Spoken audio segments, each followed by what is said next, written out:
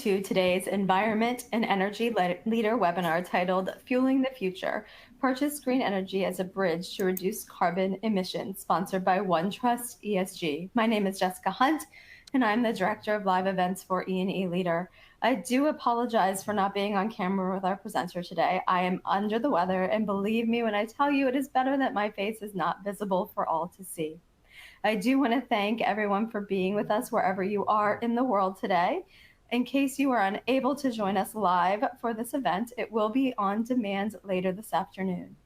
If you are having technical issues, please troubleshoot first using the help widget at the bottom of your console. And in case you need additional assistance, please send a message to me via the Q&A chat widget. Attendees do have the ability to chat with each other during the event as well. To utilize the attendee chat feature, you may have to double-click on Enter Your Message.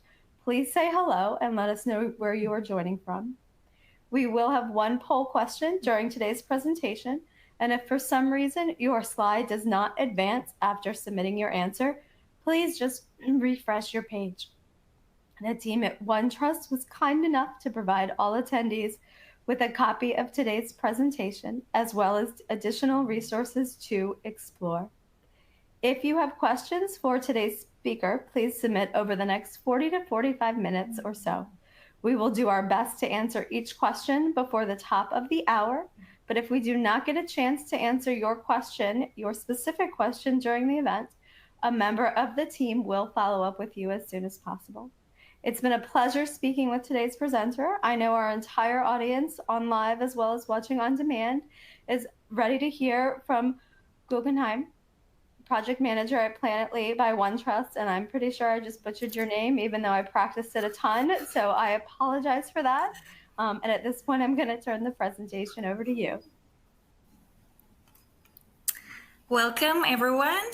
Thank you for joining us for today's webinar, Fueling the Future, Purchase Green Energy as a Bridge to Reduce Carbon Emissions. Thank you, Jessica, for introduction.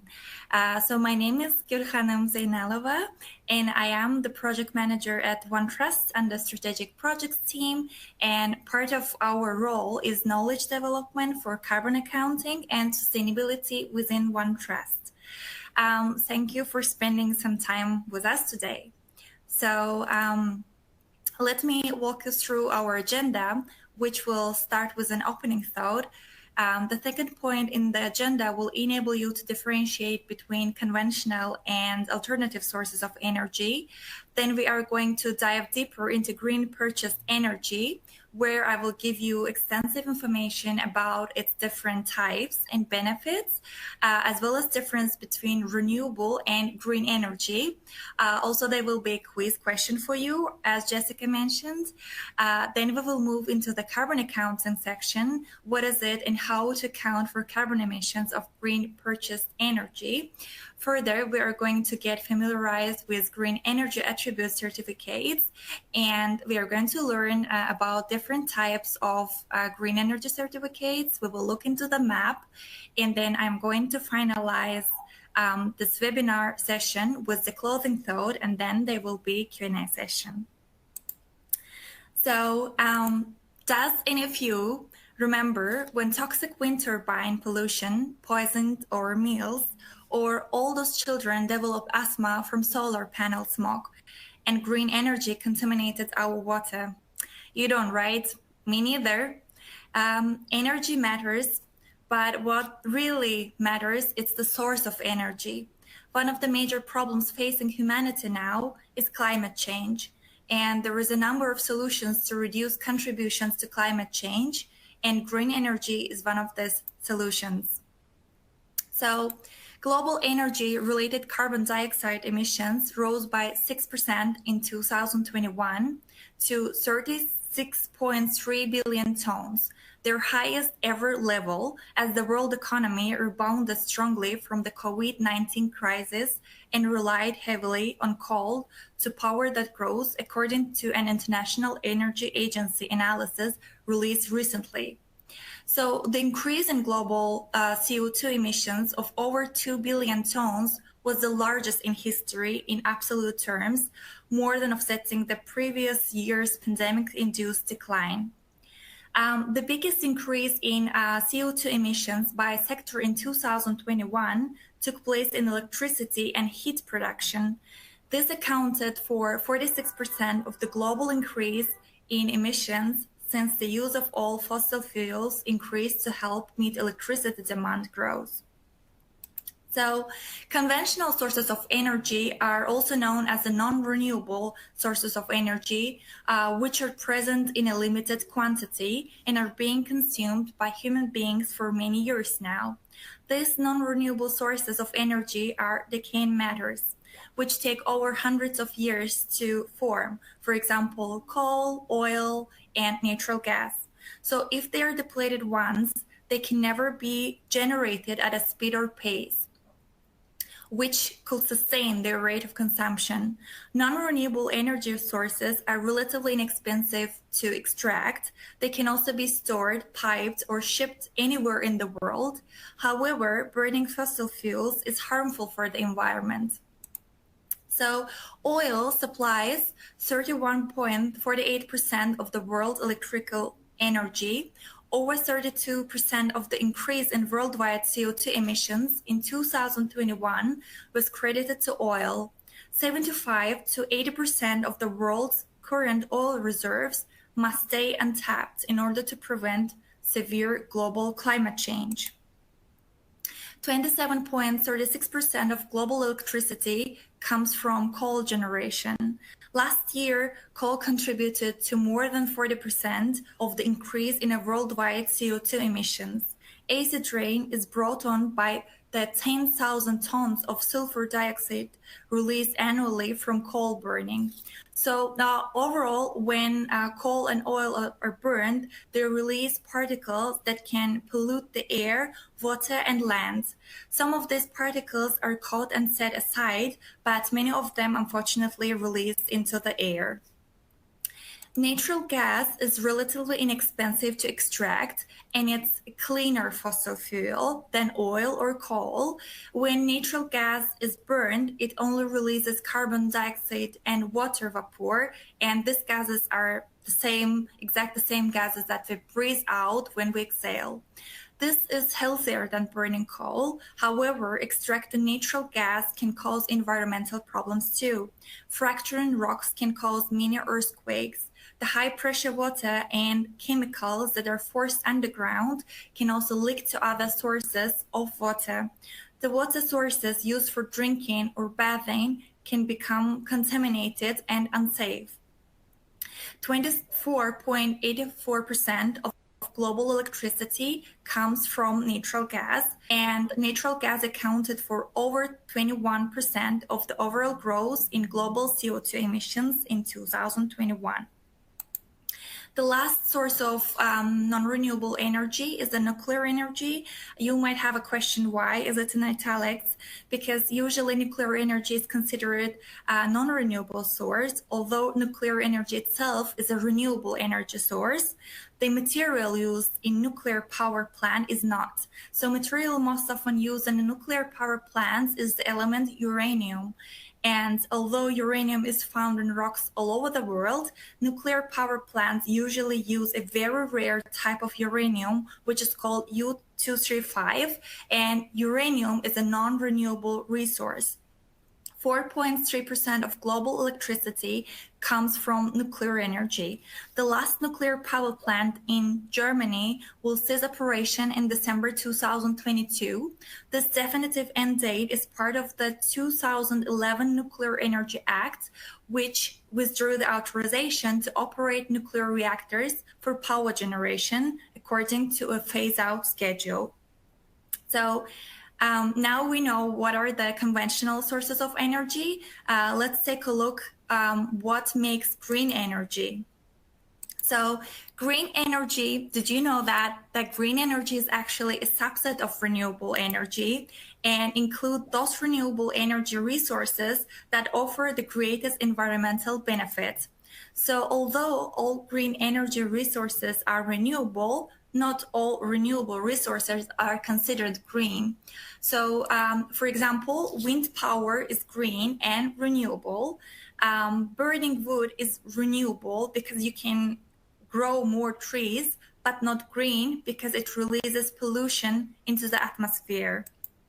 So renewable or green energy, also called alternative energy, refers to the power that is harnessed from natural resources or processes that are naturally replenished. In other words, they are resources that are naturally occurring, with examples such as sunlight, wind, waves, or geothermal heat. So according to the World Economic Forum, the entire planet could get all the power it needs from green resources by 2050. So by switching to renewable energy sources like wind, water, and solar on a global scale, we can save 4 to 7 million deaths per year due to air pollution, slow down and then reverse the impacts of global warming, and stabilize the world's energy market. So the green energy is important for the environment as it replaces the negative effects of fossil fuels with more environmentally friendly alternatives. And the advantages of green energy are numerous and affect the economy, environment, national security, and human health. So here are some benefits of the green energy. So first of all, of course, it's reduced carbon emissions and air pollution from energy production. Derived from natural resources, green energy is also often renewable and clean, meaning that they emit no or few greenhouse gases and are often readily available. Second benefit is that green energy can also lead to stable energy prices, as the sources are often produced locally and are not as affected by geopolitical crises, price spikes, or supply chain disruption. Also, increased affordability, as many types of renewable energy are cost competitive with traditional energy sources. Even when the full life cycle of a green energy source is taken into consideration, they release far fewer greenhouse gases than fossil fuels, as well as a few or low levels of air pollutants. This is not just good for the planet, but also it's better for the health of people and animals that have to breathe that air. Next benefit is that due to the local nature of energy production, through sources like solar and wind power, the energy infrastructure is more flexible and less dependent on centralized sources that can lead to disruption, as well as being less resilient to weather-related climate change. The economic benefits also include job creation in building the facilities that often serve the communities where the workers are employed. So renewable energy saw the creation of 11 million jobs worldwide in 2018, with this number set to grow as we strive to meet targets such as net zero. According to International Renewable Energy Agency 2019 report, more women are involved in renewable energy, which is 32% of the sector, than in traditional energy sectors of oil and gas, which is only 22%. So also understanding the economic viability of green energy requires a comparison with fossil fuels. And the fact that as easily reach fossil resources begin to run out, the cost of this type of energy will only increase with scarcity. At the same time, as fossil fuels become more expensive, the cost of greener energy sources is falling. Other factors also work in favor of green energy, such as the ability to produce relatively inexpensive localized energy solutions, such as solar farms. The interest, investment, and development of green energy solutions are bringing costs down as we continue to build up our knowledge and are able to build on past breakthroughs. So as a result, green energy can not only become economically viable, but also the preferred option. So here are the types of green energy, and the first one is the hydroelectric or hydropower. It's totally renewable and dependable source of energy. This type of generating is incredibly sustainable and can be managed efficiently. Hydroelectric is the use of moving water to turn turbines that generate green energy, usually through the building of dams or pump stations on rivers. The energy in streams and rivers can be pretty powerful, making hydropower one of the oldest energy sources on Earth. So hydropower is the leading green energy source that provides more than 97% of all electricity generated by renewable sources and is extremely cost efficient, costing 0.84% per kilowatt hour. Hydro generated 15% of the world's electricity in 2021. However, to reach zero net carbon emissions target, hydro generation needs to rise 40% by 2030. So, out of all other power sources, hydropower has the best CO2 performance, highest energy efficiency rate, and longest lifespan. Hydropower prevents burning at least 22 billion gallons of oil and 120 million tons of coal. During days when there is no wind or sun, hydropower with reservoirs provides the required backup energy to sustain other renewables with intermittent service and ensures electricity supply. Also, by storing water, hydropower reservoirs reduce our vulnerability to floods and droughts. The modern hydropower turbine can convert more than 90% of available energy into electricity than natural gas, fossil fuel, and nuclear. So the next one is wind energy generation. It's the second most abundant and most widely used form of green energy supply. Wind energy is derived from the kinetic energy of the wind, which is generated by air currents that spin wind turbines. So this source of green energy is naturally replenished, so no pollution is created. Wind energy is underutilized as of now and holds tremendous potential for the future. Though there has been a 25% increase in wind turbine use in the last decade, wind energy still provides only a small percentage of the energy of the world, which was nearly 7% of the world's electricity in 2021. Wind generation needs to rise fourfold by 2030, taking it from nearly 7% of global electricity in 2021 to 21% by 2030. So wind power is also unique in the fact that it does not use any water. By 2030, wind power will save around 30 trillion bottles of water only in the US. So according to the National Renewable Energy Laboratory, 1 megawatt of wind energy can offset approximately 2,600 tons of carbon dioxide. Wind energy will employ 4 million people by 2030. These are the figures provided by the Global Wind Energy Council in its publication on the role of wind energy in the green recovery. So this represents a huge expansion since 2018 number of jobs related to the clean energy, where it was only 1.2 million, which will almost quadruple. So next type of green energy source is a solar energy. Solar energy is a renewable energy derived from the electromagnetic radiation of the sun. It's one of the revolutionary ways to generate power, and the sun is one of the cleanest energy sources. So solar energy, which comprises radiant heat and light from the sun, can be harnessed with some modern technology like solar heating, artificial photosynthesis, solar architecture, and solar thermal electricity. Solar power has now become affordable enough to be used on a larger scale to power entire businesses.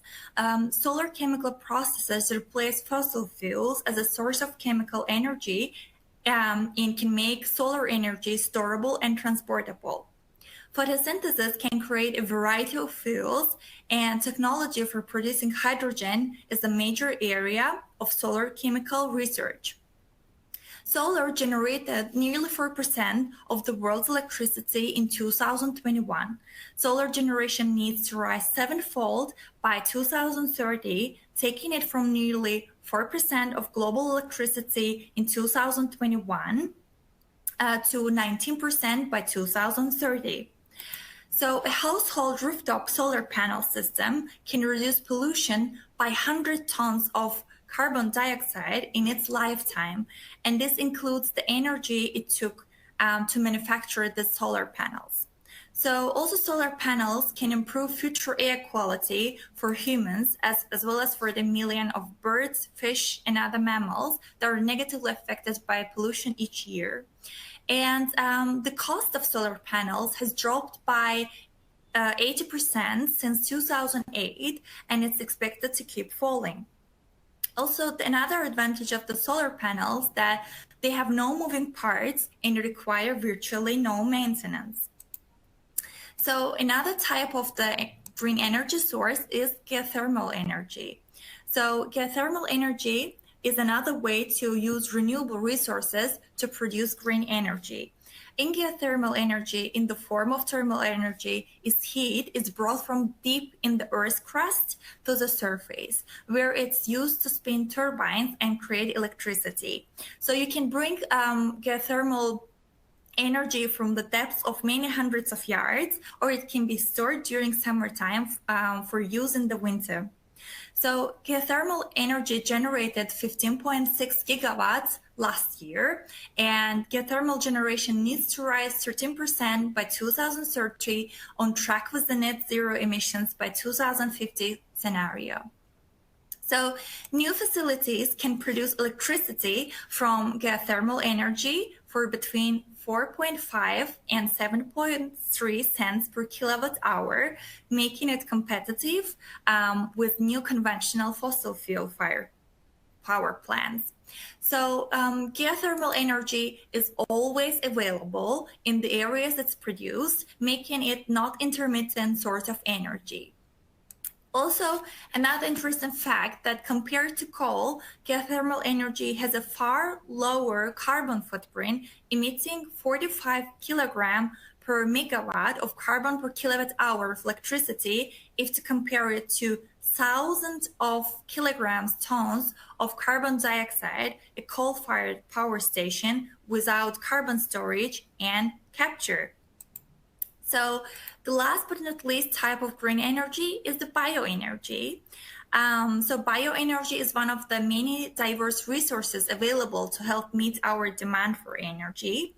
So it's a form of renewable energy that is derived from recently living organic materials known as biomass, which can be used to produce transportation fuels, heat, electricity, and products. Abundant and renewable bioenergy can contribute to a more secure, sustainable, and economically sound future by supplying domestic clean energy sources, reducing dependence on imported oil, generating jobs, and revitalizing rural economies. So biomass contains stored energy from the sun, and plants absorb the sun energy in a process called photosynthesis. When biomass is burned, the chemical energy in biomass is released as heat, and solid forms of biomass include wood, crops, and animal manure, both of which could be burned for heat and fuel.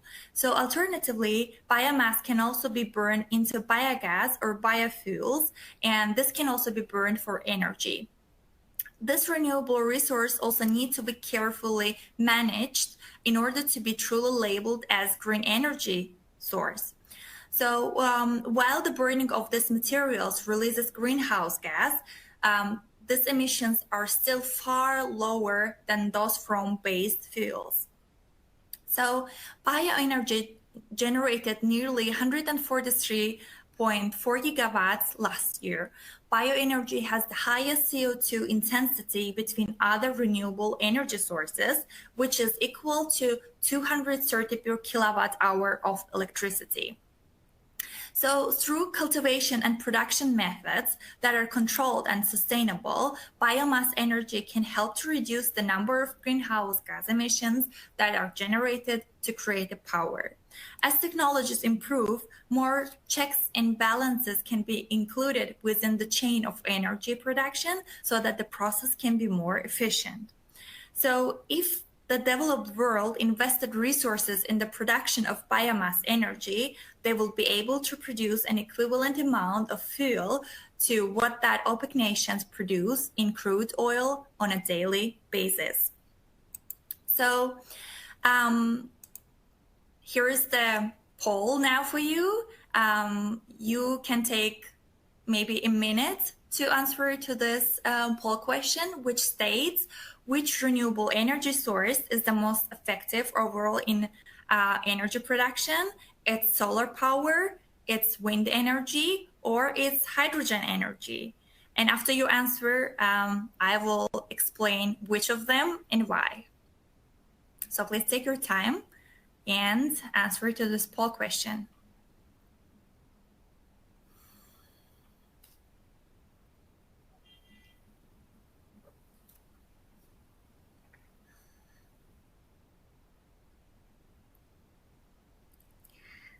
Great.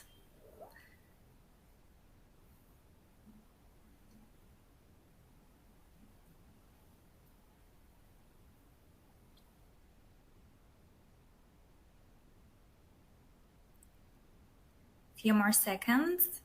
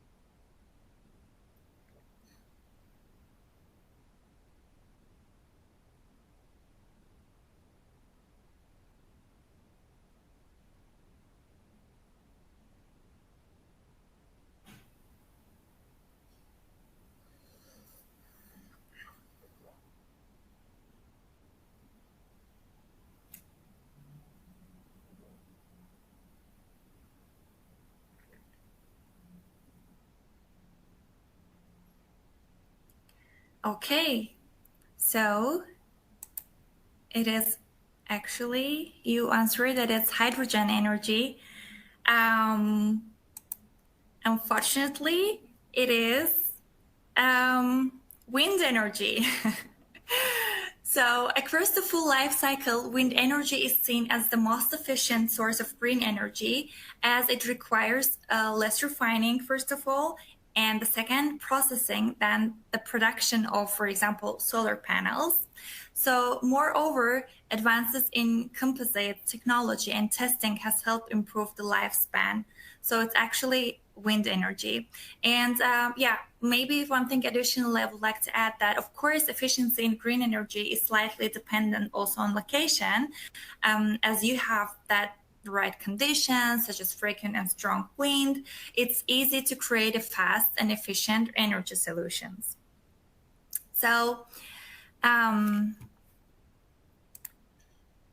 So leaders and executives are increasingly paying more attention to sustainability and evaluating their goals and purpose because of the climate change.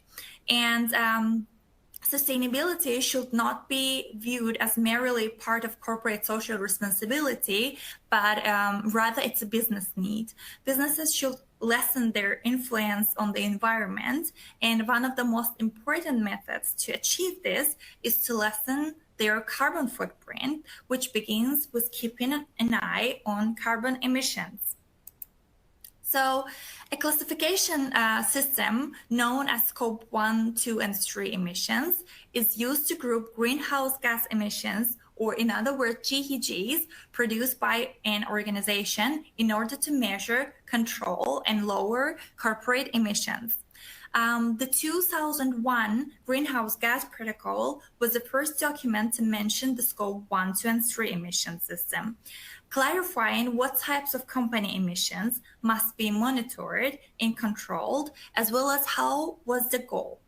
Consider business emission scopes as organizational boundaries that each identifies the associated emissions from activities, products, and services as an easy way to think about this.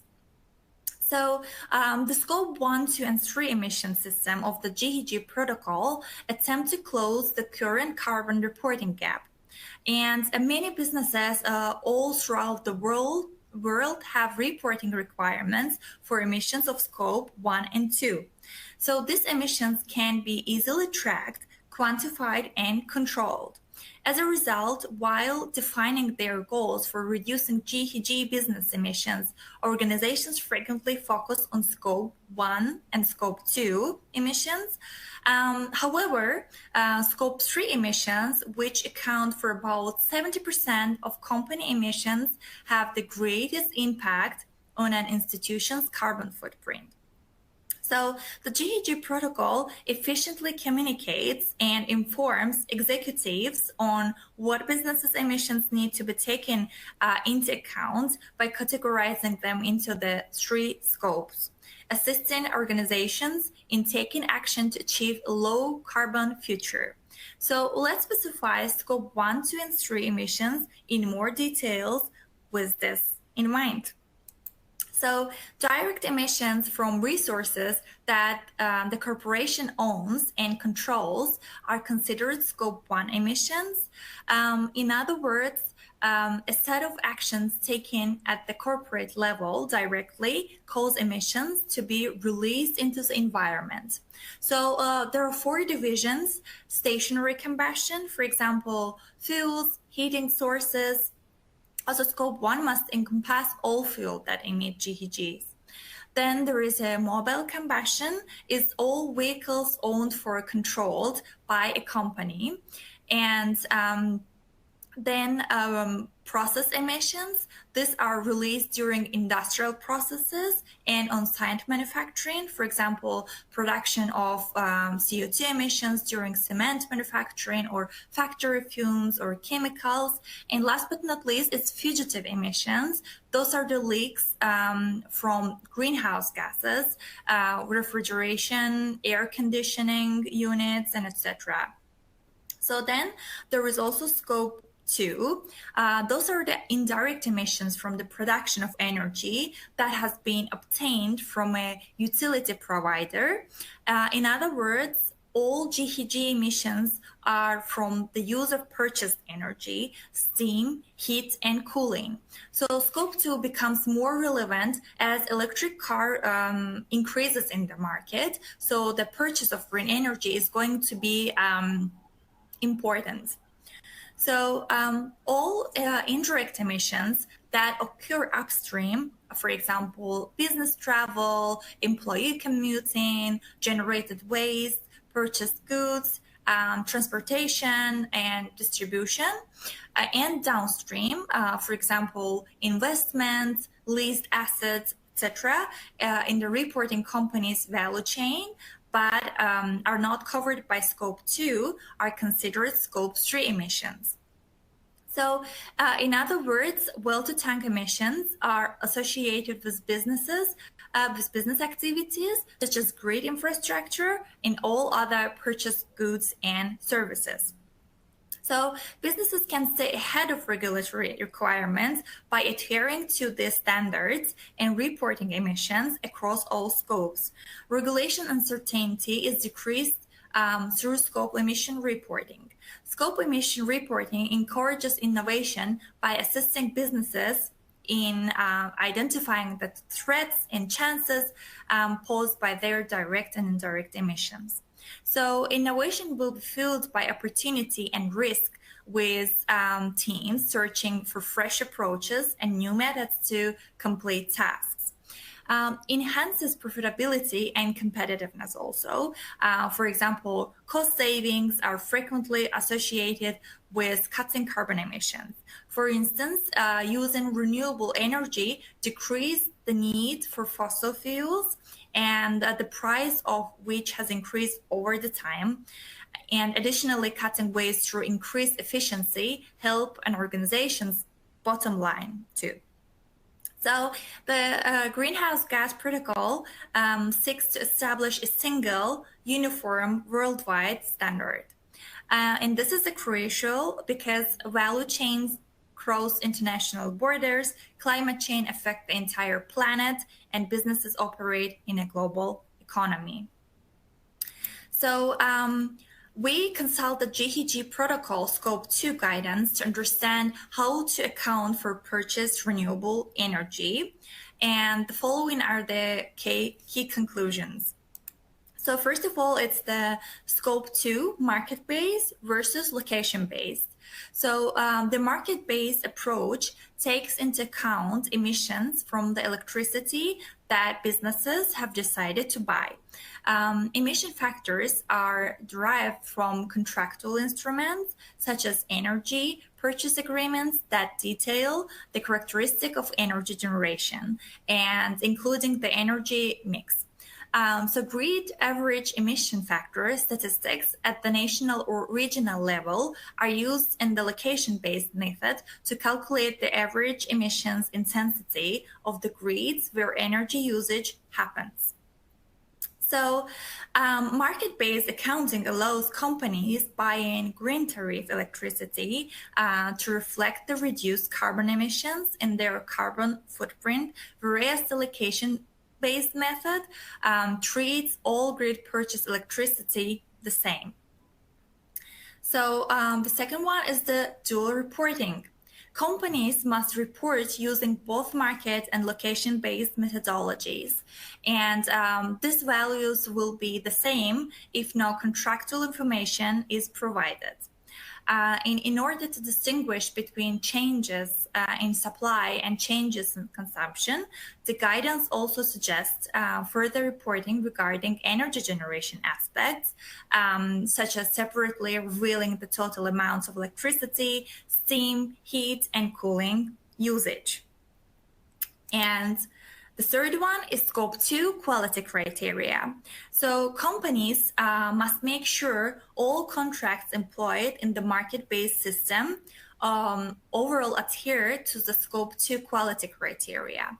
And there are the main standards, which are describe the unit of generated electricity, direct GHG emissions rate attribute, then be the only instrument with the greenhouse gas emissions rate attribute claim for the amount of electricity production, so that the reduction cannot be claimed more than once.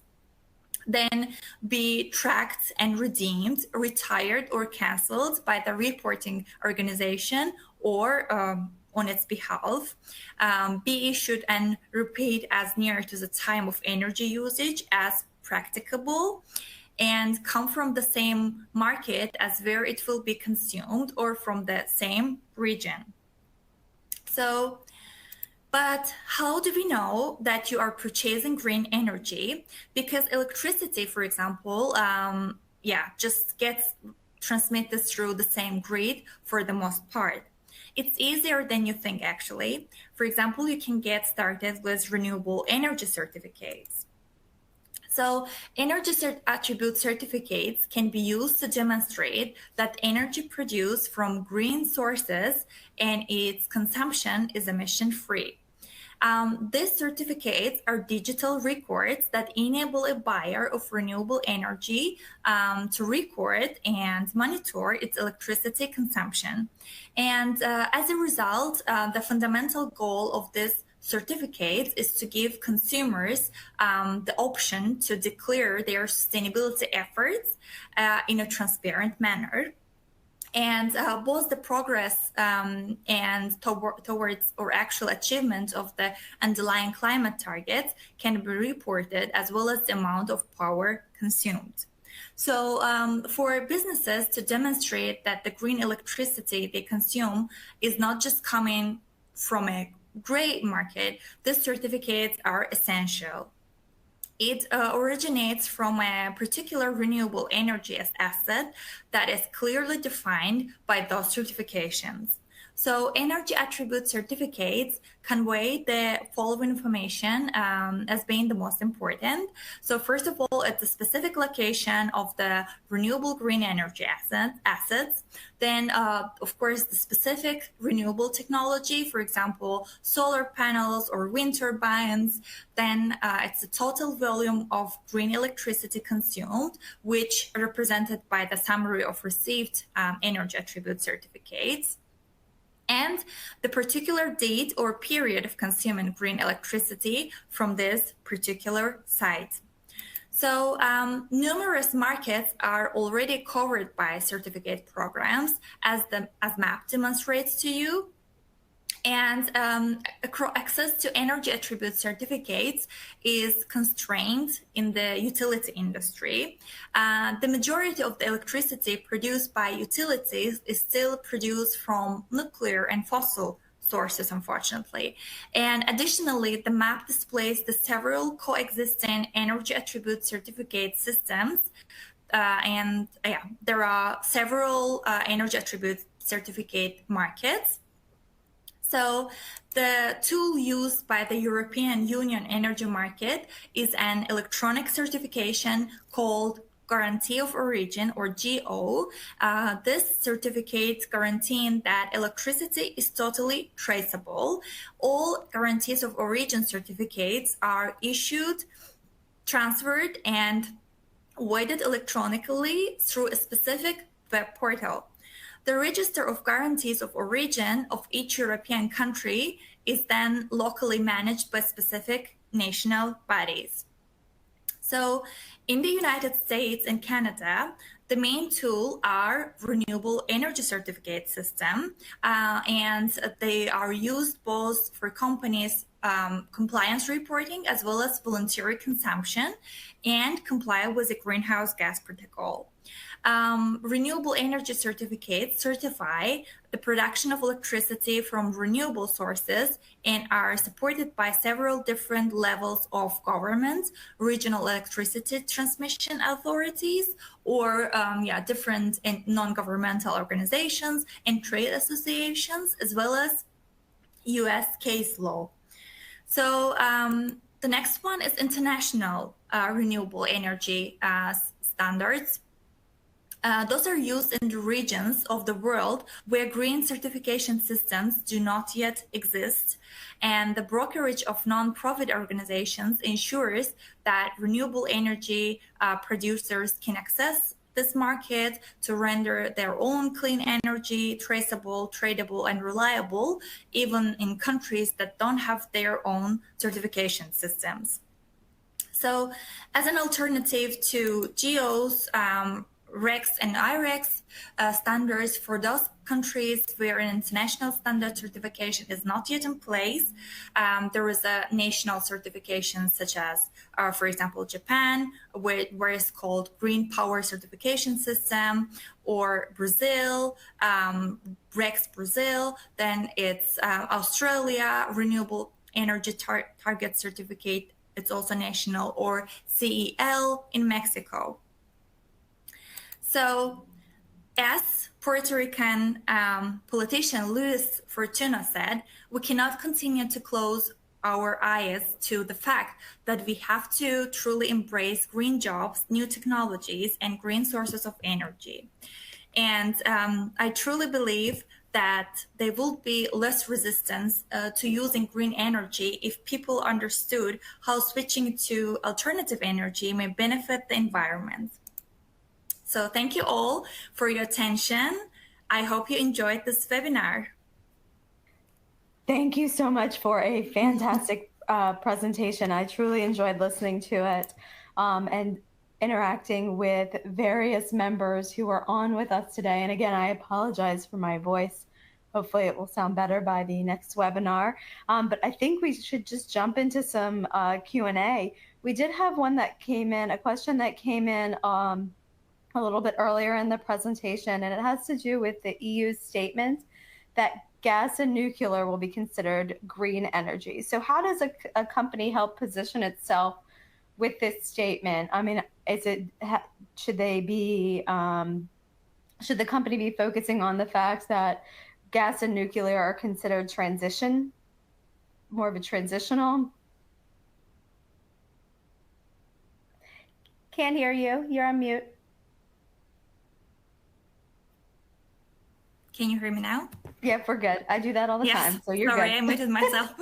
So the vast majority of the economy is sustained on a consistent supply of cheap energy, and the cost and stability of the supply system are difficult to sustain due to the rapid development of intermittent green energy sources. And the move to green energy increases the risk of power disruptions of grid technology, which is not also improved. And network stability is ensured by the significant inertia of the large coal and gas power plants, powerful rotating generators, and the smaller generations like windmills are less dependent and may need to be withdrawn from the grid as soon as as soon as possible after breakdown occurs, then since they may compromise system stability and lead to a cascading outage effect and blackout. So yeah, unfortunately, this obstacle still exists. Yeah. Yes, definitely. Are there any other obstacles in the transition to green energy that you would like to talk about? The it can be that, for example, green energy. There is also the question like if the green energy can be replaced by if the fossil fuels can be replaced by green energy. And unfortunately, there is still challenges in the transition because it cannot happen overnight. It will not happen immediately. Renewable energy sources are anticipated to surpass fossil fuels as the primary source of electrical power by the middle of the century and make substantial strides in other areas such as transportation. And to answer briefly that yes, there is obstacles, but green energy can and will replace fossil fuels and overcome these obstacles, but it will take some time for society to change and rely less on fossil fuels. I think that's the big question is how long is this going to take? How long is it going to take for, this transition to occur? And what is your opinion on that? Like how long are we going to hit those 2030 targets, or is it going to be closer to 2050 or somewhere in between? Yeah. So I think even though the targets are seen quite ambitious, but unfortunately, due to the light of the recent things that happened, I think those changes should happen or will happen sooner than later. So I believe that this transition or these changes or this target, we will hit the target hopefully until 2030 to be net zero carbon to have the net zero carbon footprint by 2050 scenarios. So I believe it should happen sooner than later. Which is always wonderful to hear. Wonderful to hear. Hopefully. This question kind of goes back to a slide earlier that you had when you were talking about solar generation. What are the chances it rises to 19%? I mean, we're hopeful that it happens by 2030, but that does seem like a very large jump that we have to make as a whole to get there. Yeah. Well, countries now, they're more eager to give out the subsidies to the big solar companies that are eager to build the solar panels in different areas. So I cannot state the dates. Unfortunately, I don't know how the economy and how everything will turn out. But according to the IRENA's International Renewable Energy Agency recent report, it should be hit the target by 2030. So so I hope we will be there. But of course, I cannot say the exact dates on that Yes, matter. exactly. No, and I think it goes without saying that, everyone on today, majority of the people are hoping that we hit those targets as well. Let's talk about, Exactly. and you did talk a little bit about energy saving costs, but can you go into that a little bit more about green energy? I mean, I can speak from a residential perspective where Mhm. we installed solar panels on our roof this past year, and it's already saving us money. So, we see the benefit of the cost benefit of that, along with helping the environment and other factors. So that's just from a residential perspective. But I'd love to hear a little bit more, from the industrial and business side. Yeah.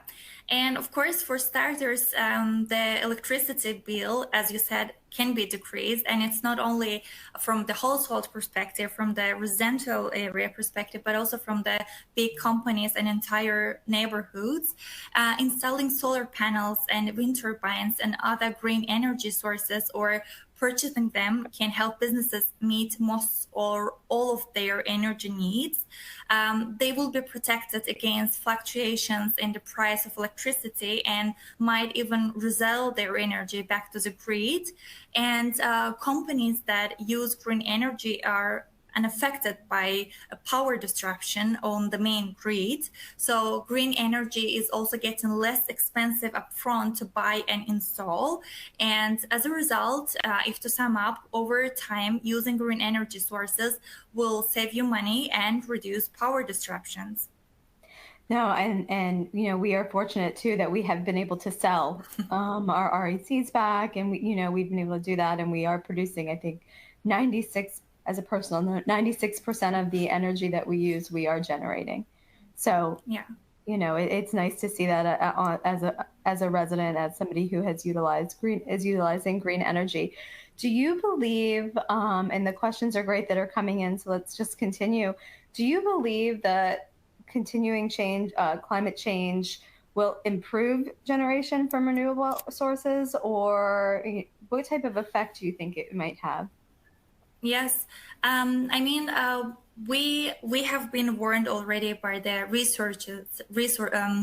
by the researchers and by scientists that if we don't change something, then we are going to face massive floods and droughts and hunger and starvation. So I think also given the fact that the fossil fuels they are non-renewables, they are sources are not replenished, they are going to like the source are going to be scarce.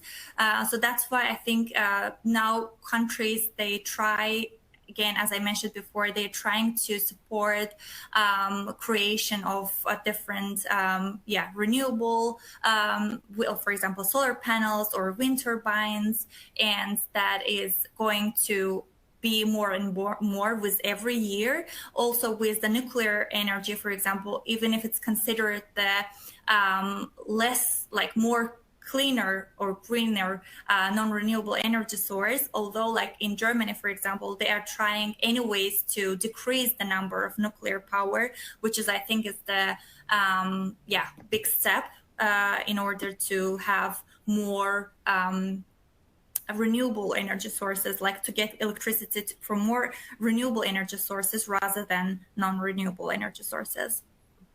Which makes sense. So thank you for going into that explanation. This question just came in through the attendee chat, and it has to do with transitioning from a traditional grid to more of a microgrid or community grid for green energy. Do you think this is something that we should be doing? Um, yes, I am not sure how the countries they are going, they are whether they are involved in this question or they rather taking into account more massive projects. But I think also having a community related, sources or community based this energy is also a small step towards the big goal. So yeah, that can also be a good solution. Actually, that's a great idea.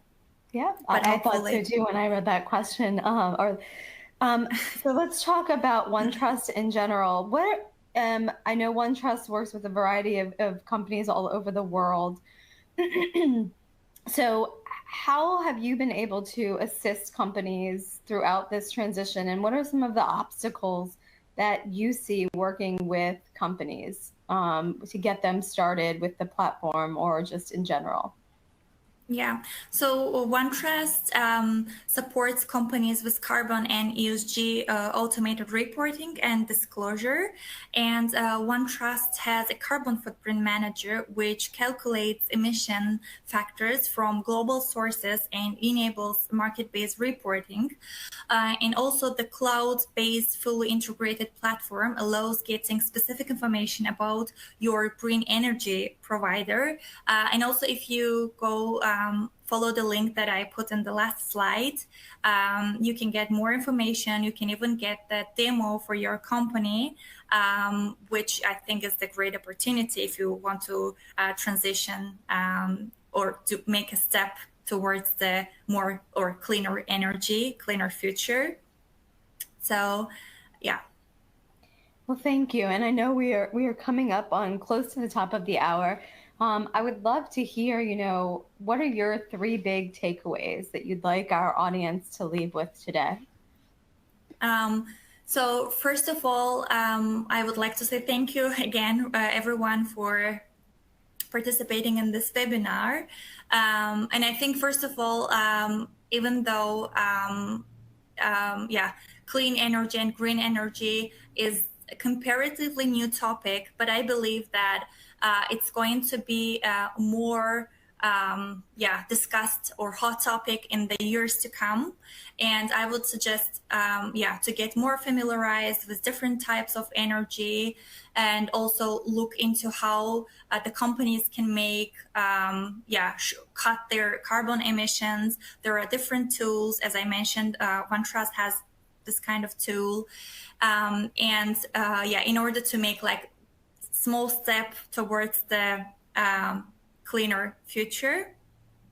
And also to keep in mind that although yeah, there is always a drawback in also disadvantage in all kinds of fossil fuels, but unfortunately the non-renewable energy sources, they are kind of danger for the future, and they are yeah, making the climate change worse. And yeah, so that's why maybe to educate yourself in this area and say search for the alternatives.